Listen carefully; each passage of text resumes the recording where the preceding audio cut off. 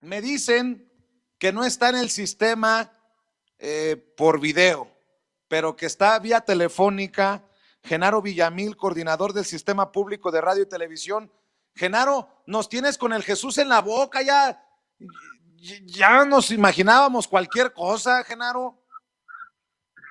Fui raptado por la falta de batería. ¿Cómo estás, Vicente? Buenas noches. Yo ya estaba, dije yo, enchilado. Dije, ¿cómo puede ser posible que Genaro nos vaya a quedar mal si los temas están candentes y están cabrones y la audiencia de Sin Censura está que arde también por lo que vemos en redes sociales, Genaro? Las cosas están muy bravas, ¿eh? Así es, querido Vicente. El tema pues sigue siendo lo que yo llamo la intoxicación de las redes sociales, más que la polarización. Es una intoxicación deliberada para que se genere esta sensación de que hay dos polos o de que hay una polarización en México, y en realidad lo que hay es una intoxicación para polarizar las redes sociales, pero no la sociedad. Oye, Genaro, y ustedes tienen un verificado, ustedes te están haciendo desde tu trinchera una, pues, la tarea importante para exhibir fake news. Por ejemplo, tú, tú adviertes una campaña de fake news y hay personajes como Denise Dresser que forman parte de esta campaña. Hoy, para golpetear, se convierte en tendencia con una fotografía de Toronto, Canadá, diciendo que represión, encapsularon a las manifestantes feministas. Y dices tú, ese es el nivel de la gran politóloga, analista, y dices tú, no es la primera vez, no me parece una cosa menor.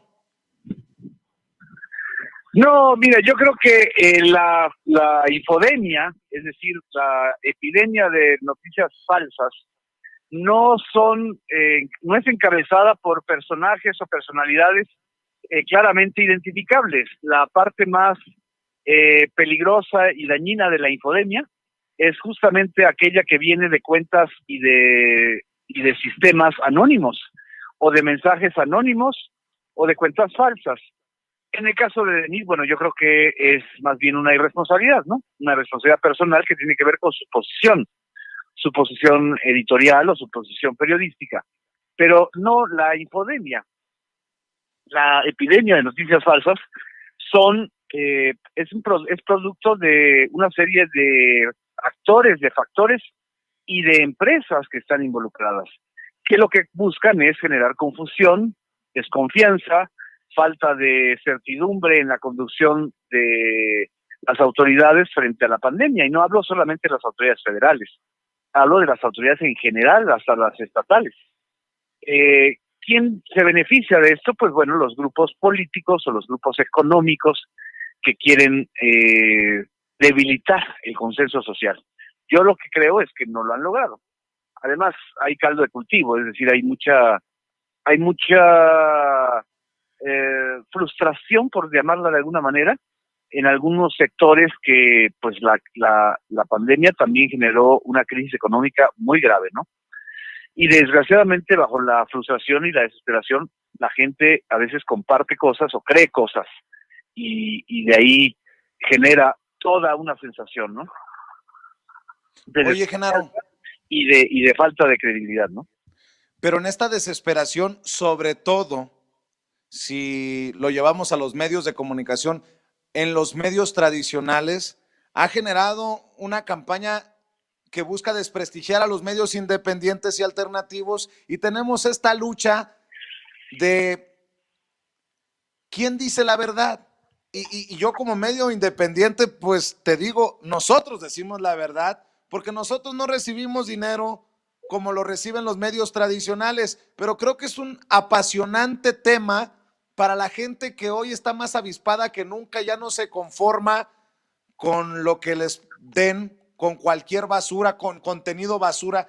Y mi aspiración, mi esperanza es que cada vez sean más los medios independientes que pues que generen que los medios tradicionales dejen de chupar del erario y que entiendan que hoy en día con la transformación de México, el negocio es la verdad, no la mentira, no la tergiversación, no los montajes, y entendió el que entendió.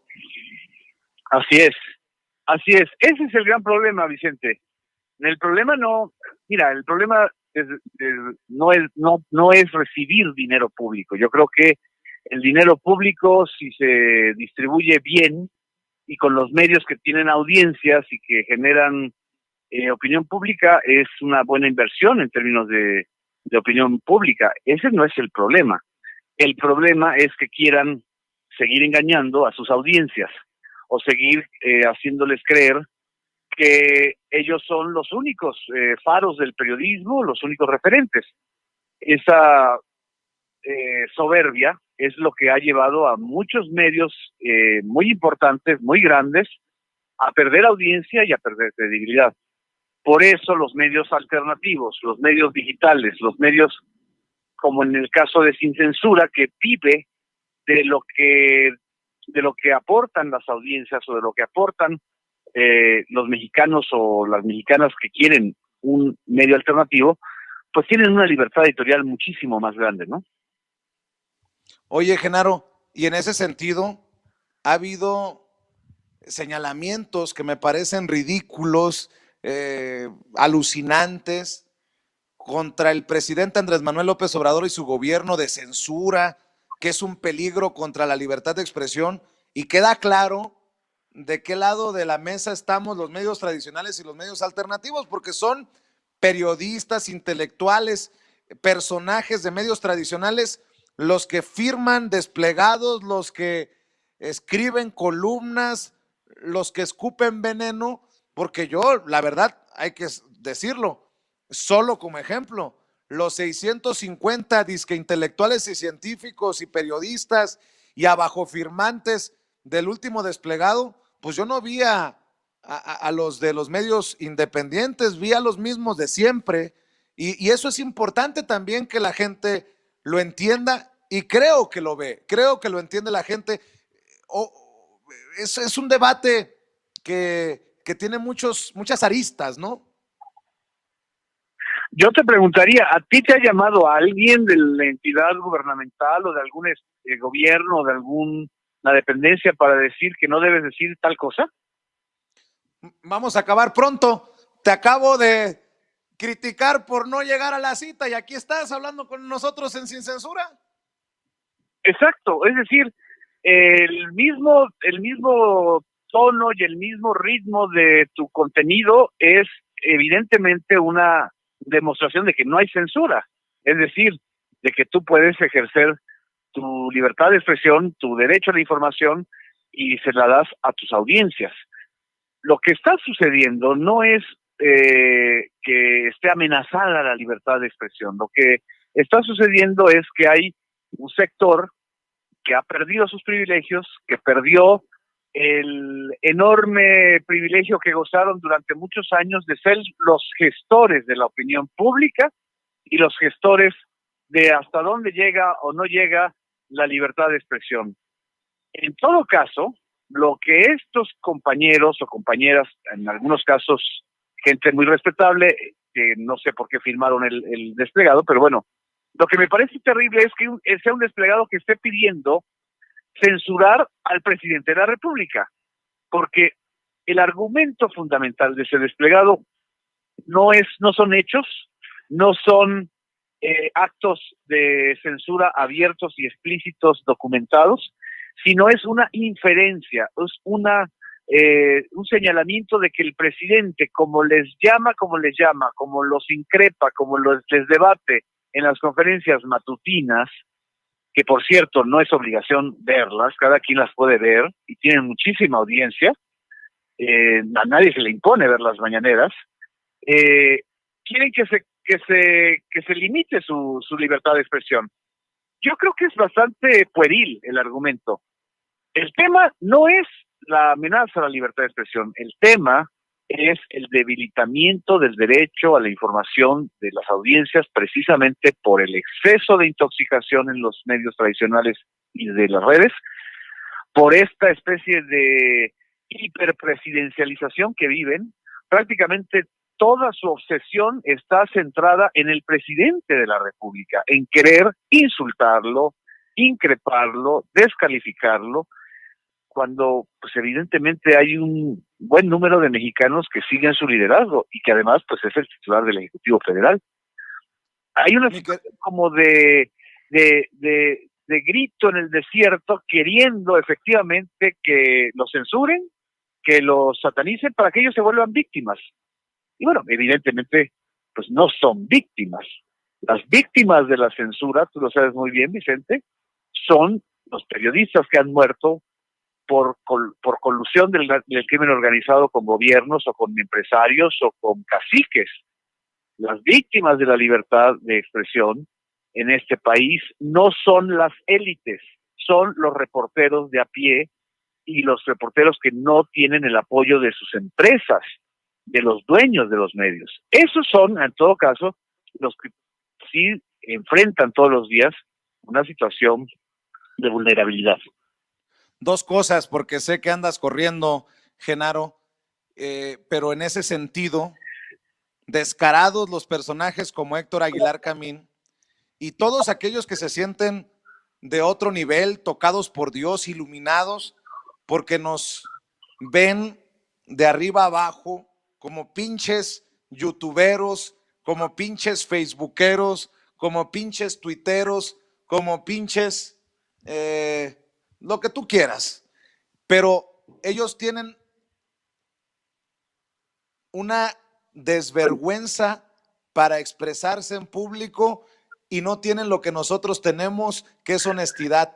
No sé si viste este extracto de Héctor Aguilar Camín, que además dice que tiene una horda pagada López Obrador en redes sociales. Si me permites rescatarla para la audiencia y me comentas esto de Aguilar Camín, claro que sí, desde tu trinchera, mi querido Genaro Villamil. Claro que sí. Pero tiene una banda que sabemos que está financiada hace mucho tiempo por la organización del presidente y en este caso por el gobierno federal, que son sus bandas de gentes en las redes sociales. El nivel de odio, de insulto, de descalificación, de calumnia, de difamación que hay en esas redes sociales que sirven al presidente, bastarían para configurar el tamaño del acoso a la libertad de expresión e incluso a la simple diferencia de opinión respecto del gobierno. Son bandas que llevadas a la calle serían bandas fascistas, de linchadores, porque esos son linchadores mediáticos. El discurso presidencial tiene su eco intacto en estas bandas que el gobierno patrocina, que el gobierno tolera, que el gobierno conduce con distintos directores de orquesta que tienen sus granjas, como dicen, todos nosotros, todos. A ver, páralo, Ricardo. A ver, Genaro, que somos bandas de fachos. Ahora resulta que los fachos somos nosotros, dice Héctor Aguilar Camín, y que somos bandas pagadas, patrocinadas, motivadas por el presidente Andrés Manuel López Obrador, y me incluyo, pues porque a mí no me bajan de lambiscón, de cromador y de todo lo que tú ya seguramente has leído en redes sociales, Genaro Villamil. Le diría, Vicente, al señor Héctor Aguilar Camín que se serene. Es decir, que la libertad de expresión no se defiende con maniqueísmo. El maniqueísmo es la peor manera de desintoxicar el debate público y de hablar de manera sensata, porque no solamente está revelando un clasismo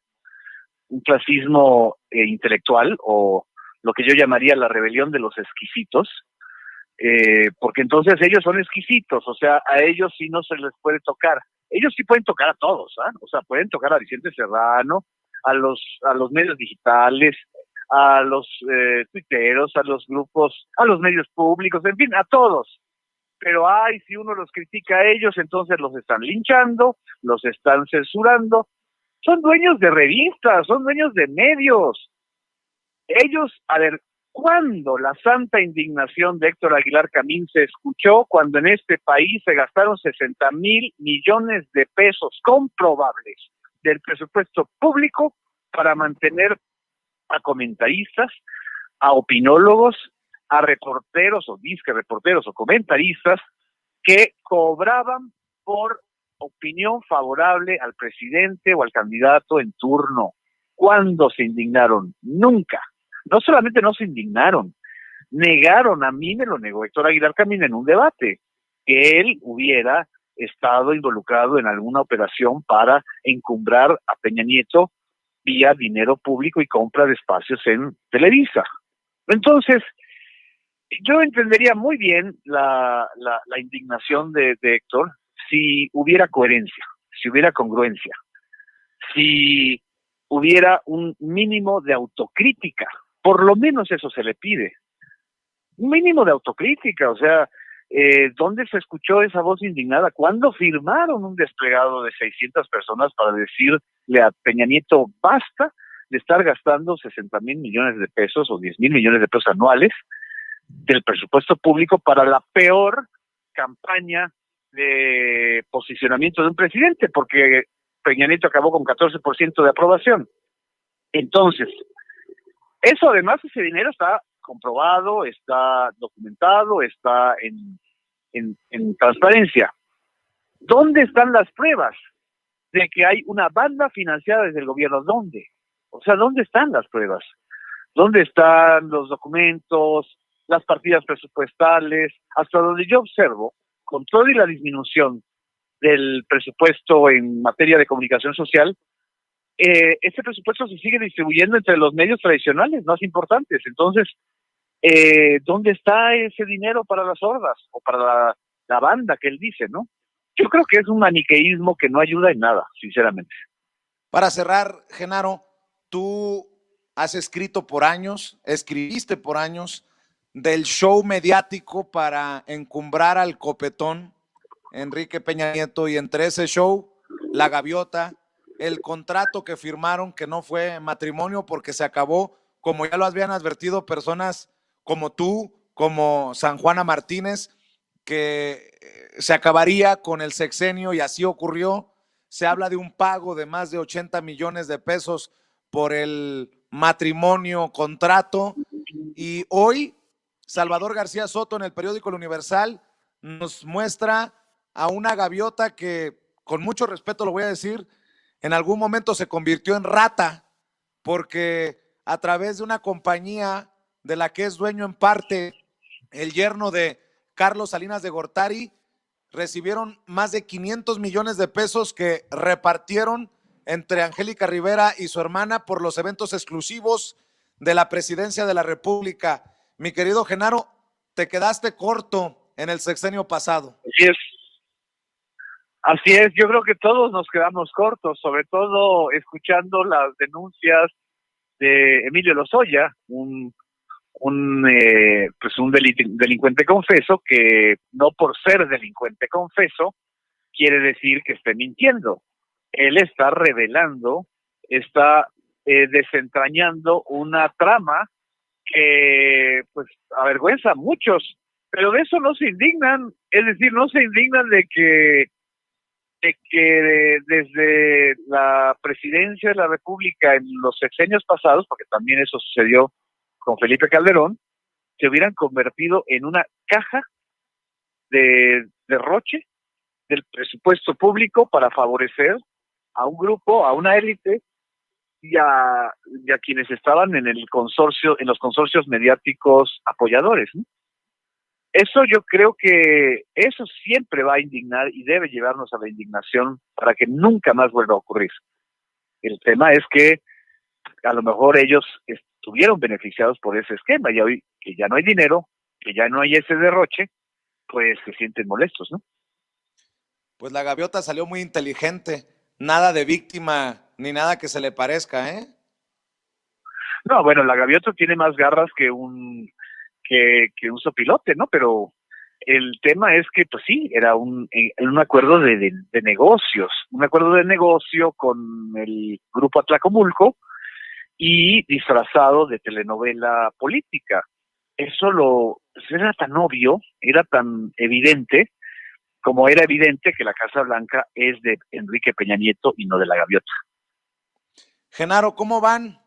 ¿Cómo van en tu trinchera, en los medios del Estado? ¿Cómo van en el sistema público de radio y televisión? Nada más para cerrar.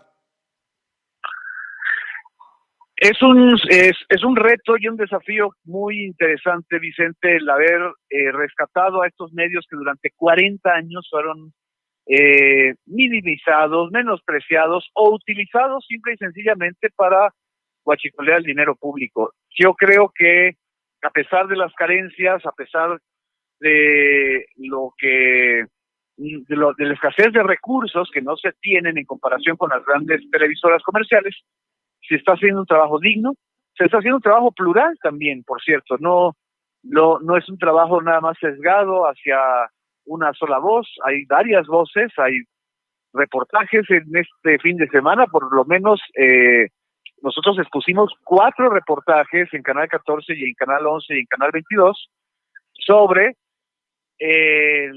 la verdad histórica y la masacre y la macrocriminalidad que llevó a la noche de Iguala.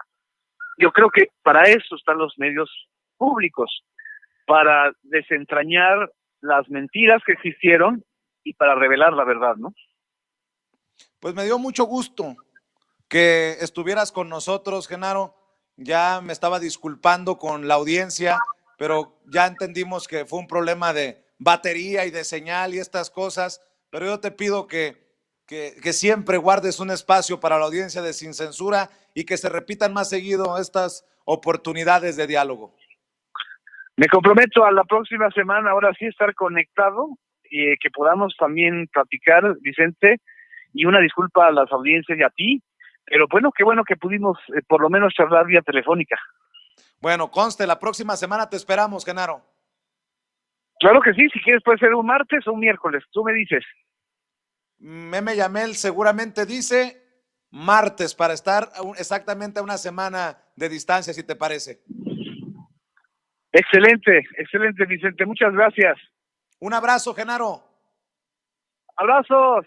Sale, Genaro Villamil, lo he dicho, lo respeto, lo admiro, pero cómo me hace hacer berrinches, mi querido Genaro Villamil, con esto, porque se atrasa todo.